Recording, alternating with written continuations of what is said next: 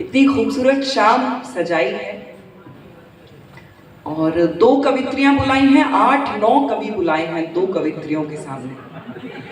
इसका सीधा सीधा ये मतलब है कि दैनिक जागरण भी जानता है कि इतने सारे कवियों के सामने सिर्फ 2 ही कवित्रियां काफी होती हैं।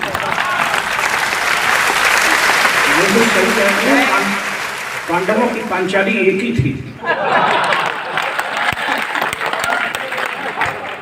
आदरणीय अवस्थी जी बहुत अच्छा संचालन कर रहे हैं, मैं इनका बहुत सम्मान करती हूँ।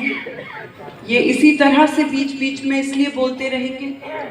अच्छा, हम हमेशा इन्हीं से संचालन करवाते हैं। उसका एक बहुत बड़ा कारण ये है कि बहुत दुखी रहते हैं, इनको अपने घर में बोलने का मौका बिल्कुल नहीं मिलता। सच है, लेकिन मैं अब कल घर जाऊंगा और अपनी पत्नी को डांटूंगा कि तुमने मायके वालों को ये बात क्यों बताई।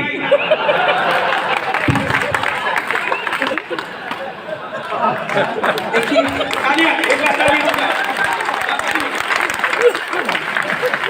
अभी सुन लो।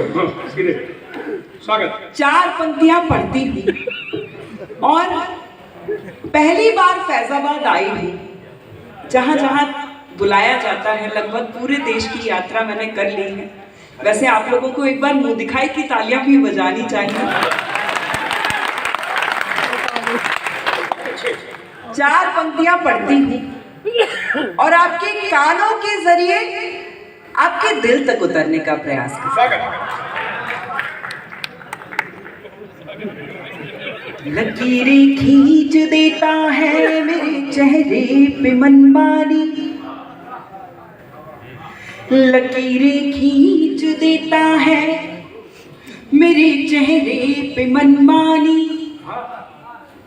मेरे काजल का दुश्मन है ये मेरी आँख का पानी, मेरे काजल का दुश्मन है ये मेरी आँख का पानी।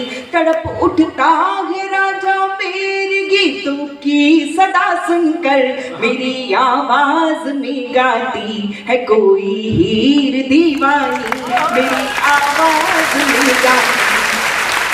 क्या हमारा जो भी प्रोफेशन होता है ना, जो भी व्यापार होता है, जो भी काम होता है, उसकी झलक कहीं ना कहीं हमारी पर्सनालिटी में आ जाती है। जैसे सब्जी बेचने वाला है, अगर उसको प्रेम हो जाए तो वो घर में भी ऐसे ही बात करेगा जैसे वो सब्जी बेच रहा हो। तो 4 पंक्तियां हाजिर कर, जब एक कवित्री को प्रेम होता है तो वो कैसा सुनाई देता है। 4 पंक्तियां रहती। कभी धरती महकती है, कभी अंबर महकता है, कभी धरती महकती है, कभी अंबर महकता है। कोई मौसम है जो सांसों में रह रह कर महकता है, कोई मौसम है जो सांसों में रह रह कर महकता है। कभी तो ही कभी मैं गीत लिखती हूँ मगर जब भी, कभी तो ही कभी मैं गीत लिखती हूँ मगर जब भी तुम्हारा नाम लिखती हूँ तो हर अक्षर महकता है, तुम्हारा नाम लिखती हूँ तो हर अक्षर महकता है। तुम्हारा नाम भुलाने के लिए अक्सर मैं तुमको याद करती हूँ। ये जो 5 लोगों का मोहल्ला पीछे बैठा है, इनको ये 4 पंक्तियां समर्पित करती हूँ और इनको एक शेर भी सुनाना चाहती हूँ कि भाई साहब, लड़कियों का मुस्कुराना एक अदा है। अच्छा, वाह वाह कीजिए सब मिलके। हाँ, लड़कियों का मुस्कुराना एक अदा है, लेकिन जो उसे प्यार समझे वो गधा है। भुलाने के लिए फोटोग्राफर मेरी 25वीं फोटो खींच रहे हैं। फोटोग्राफर वही बनते हैं जिनको घरों में ताक झांक करने की देखिए, निपटा दिया भाई। फोटो तो 1 सेकंड में खींच जाती है। आपका सम्मान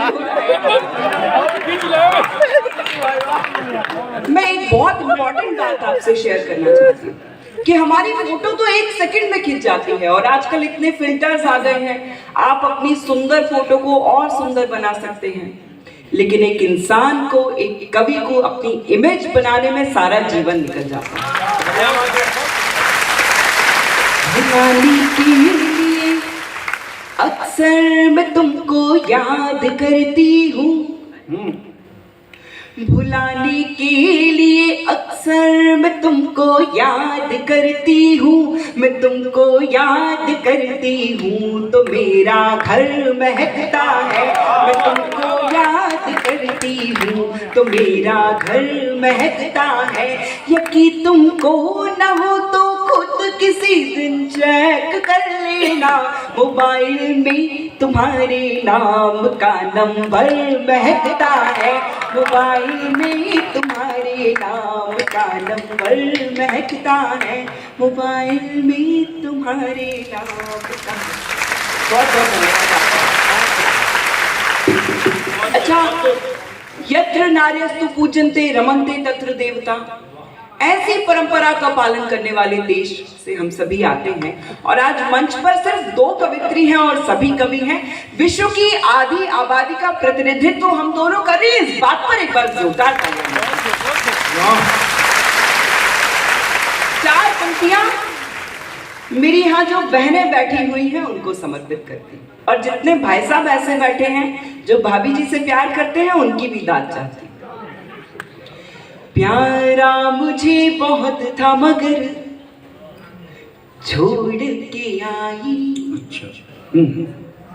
प्यारा मुझे बहुत था मगर छोड़ के आई, हंसते हुए बचपन का नगर छोड़ के आई, बस एक इल्तिजा है मेरा दिल न दुखाना, मेरा दिल न दुखाना, मेरा दिल न दुखाना, तेरे लिए माँ बाप का घर छोड़ के आई।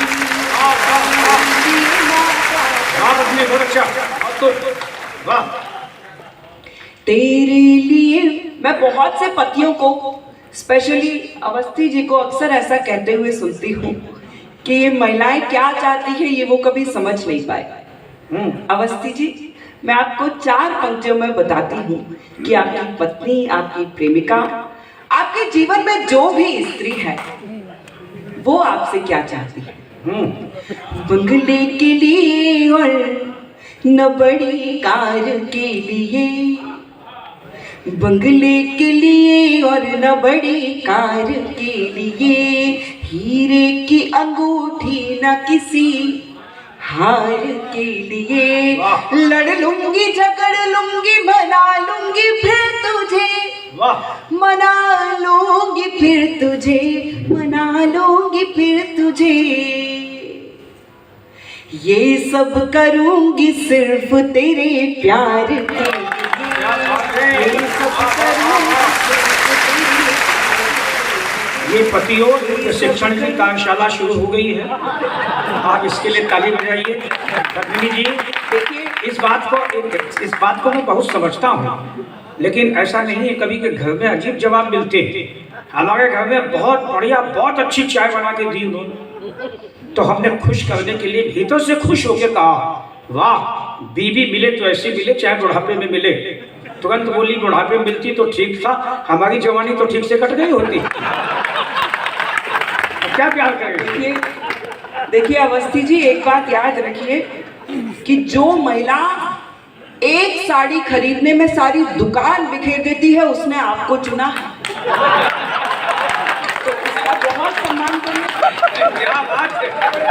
हमने हमेशा अपने बड़ों से, अच्छा मैं बेटी हूँ, मैं यूपी की बेटी हूँ, मेरी मथुरा में पैदाइश है, गोंडा में मेरी मौसी रहती है, तो मुझे मेरे मायके वालों ने हमेशा ये समझाया है कि दुनिया मर्दों की बनाई है, इसको पुरुष चलाते हैं। लेकिन आप सब पुरुष ये बात याद रखिएगा कि आप सभी पुरुषों को हम महिलाएं चलाते हैं।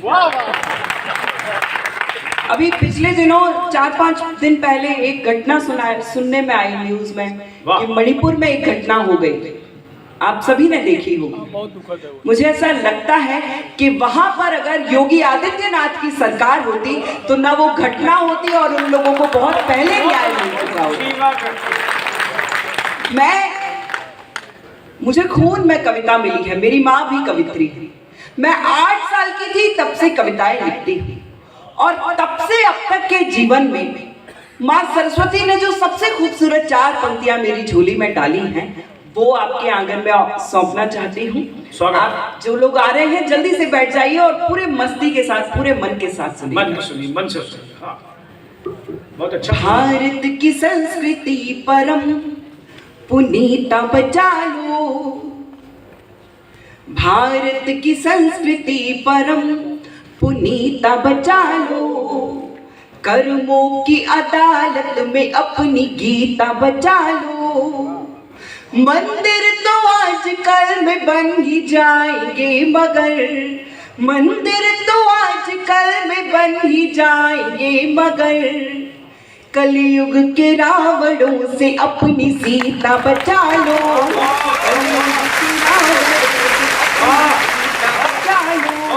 कलयुग के। और 4 पंक्तियों में उन अपराधियों को जवाब देना चाहती हूँ और एक एक व्यक्ति की तालियां चाहती हूँ, एक एक व्यक्ति की दाद चाहती हूँ। रावण ही बचा है न कोई कंस बचा है, रावण ही बचा है न कोई कंस बचा है, और ना ही कौरवों का कोई अंश बचा है।